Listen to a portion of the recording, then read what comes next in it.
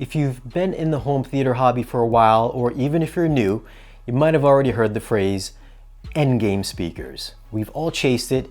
You buy yourself a set of entry-level bookshelf speakers, you love them for a little bit, and then you're staring at your center channel thinking, is dialogue clear enough during action scenes?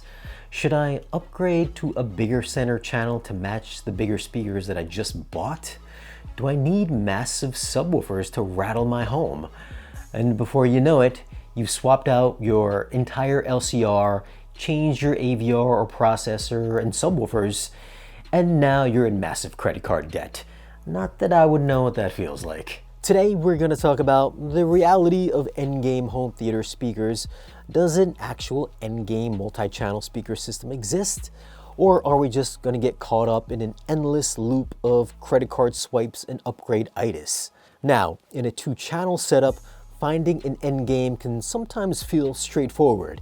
You find a pair of speakers that you love, match them with a good integrated amplifier, and you're done.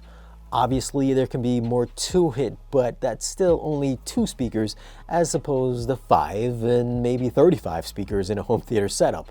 So home theater is a whole different kind of beast. You aren't just trying to make Taylor Swift sound nice in one single sweet spot. You're asking a multi-channel speaker layout to do a lot of everything. Project crystal clear dialogue through a center channel while explosions are going off at reference level.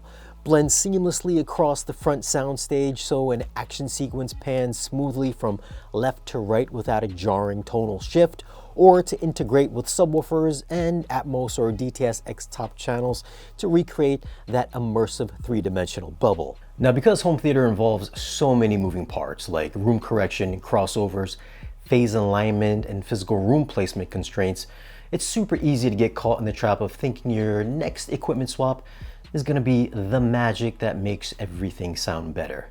So how do you actually reach an Endgame home theater speaker system where you can actually sit back and stop browsing the forums? For me, it came down to 3 really important aspects. Number 1, center channel performance. And don't compromise on this. If your center channel is an afterthought, like a tiny horizontal speaker crammed into a media console cabinet, you're never gonna reach your end game. Dialogue makes up like 70 to 80% of a movie soundtrack. So in a true endgame home theater, the front stage relies heavily on a robust center channel, ideally matching the left and right speakers. So you want a center that can handle heavy male vocals with high output capabilities or high dynamics without sounding thin, muddy, or strained when things get really loud. This will also give you perfect timbre across the front stage. Which brings us to number 2, cohesion and placement flexibility. Unless you have a dedicated, acoustically treated, pitch black home theater space, a lot of folks are setting these systems up in a multi-purpose living room or a multimedia space. I've got both.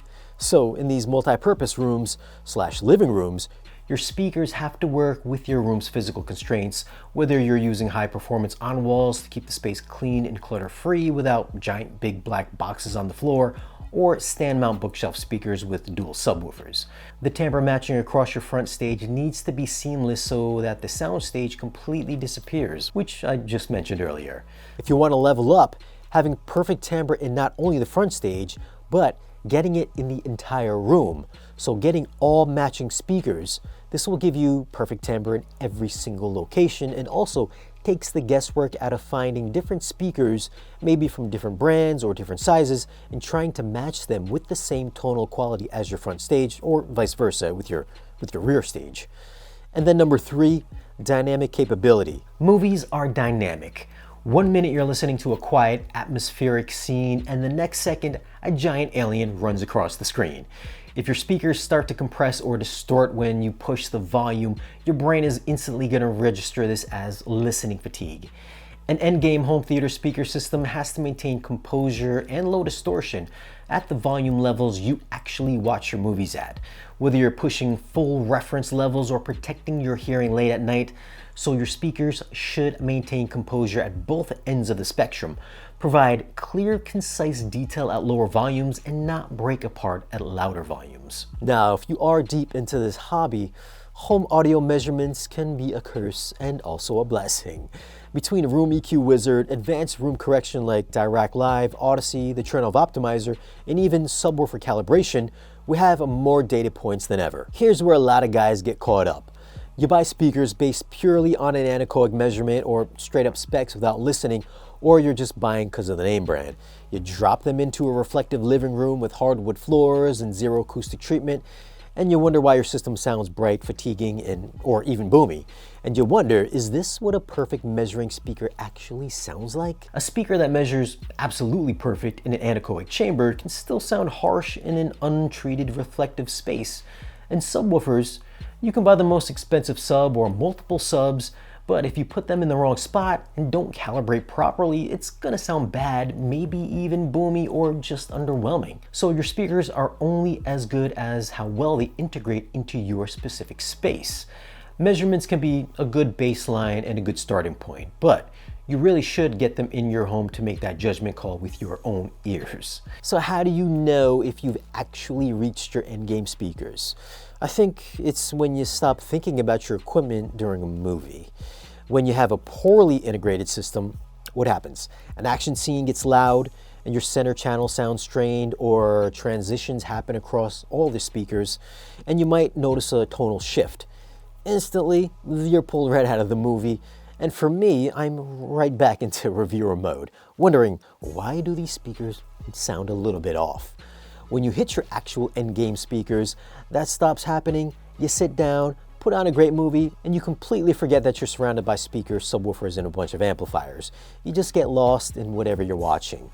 So no more browsing the audio forums, no more watching channels like mine, which you shouldn't do, no matter what it is. Just sit back and enjoy the film. You don't need to have the most expensive speakers or the most popular brand of the month. Take the time to audition as many speakers as you can, and if possible, in your own home. It's never going to sound the same in a demo room or in someone's house as it does in your own house. And don't worry about the specs, and get the ones that sound the best to your ears and your ears only. And from personal experience, even the most expensive speakers that I've reviewed definitely were not the best sounding speakers that I've heard. At the end of the day, tweaking your home theater is a massive part of the fun of this hobby. Just try to keep it within your financial means. So what is currently in your main home theater setup, and do you feel like you reached your endgame speaker setup? Or are you still hunting for upgrades? Drop your thoughts down below and let me know. Now, if you want to continue this discussion, you can join me on Patreon. That's patreon.com/Shane Lee. Subscribe if you haven't already, and I'll catch you in the next one.